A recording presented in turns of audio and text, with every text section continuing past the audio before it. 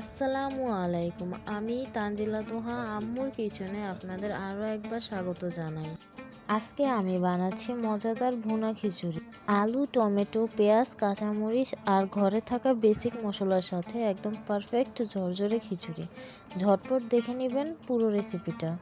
এখন একটা পাত্রে 3টা তেজপাতা, 3টা দারুচিনি, 5 থেকে 6টা এলাচি, পেঁয়াজ কুচি, কাঁচামরিচ, টমেটো, আলু, মটরশুঁটি নিয়ে নিচ্ছি।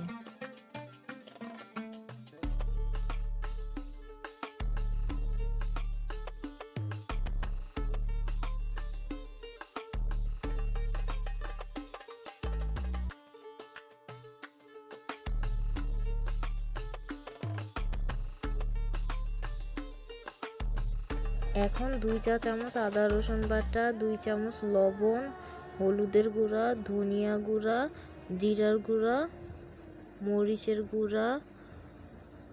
এখন তেল দিয়ে সব কিছু ভালোভাবে মাখিয়ে নিব। সব কিছু আস্তে আস্তে হাতের সাহায্যে সময় নিয়ে মাখাতে হবে।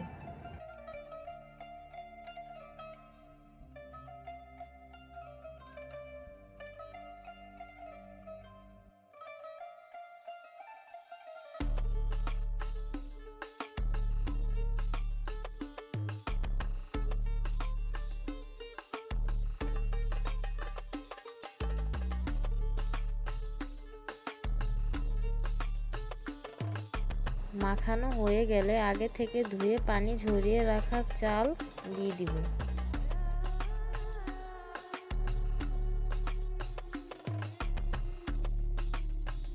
চাল দেওয়ার পর আবারও সবকিছু ভালোভাবে মিক্স করে নিব।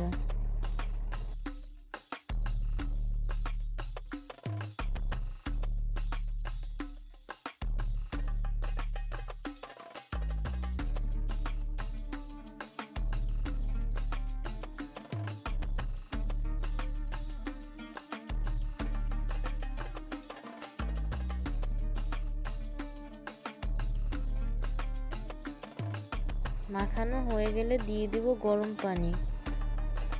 চাল যতটুকু ব্যবহার করবেন পানি তার ডাবল ব্যবহার করতে হবে। আমি এখানে 1 কেজি পরিমাণ চাল ব্যবহার করেছি। এখন দিয়ে দিচ্ছি ঘি, আবারও একটু নাড়া দিয়ে দিচ্ছি। এখন ঢাকনা দিয়ে ঢেকে দিব।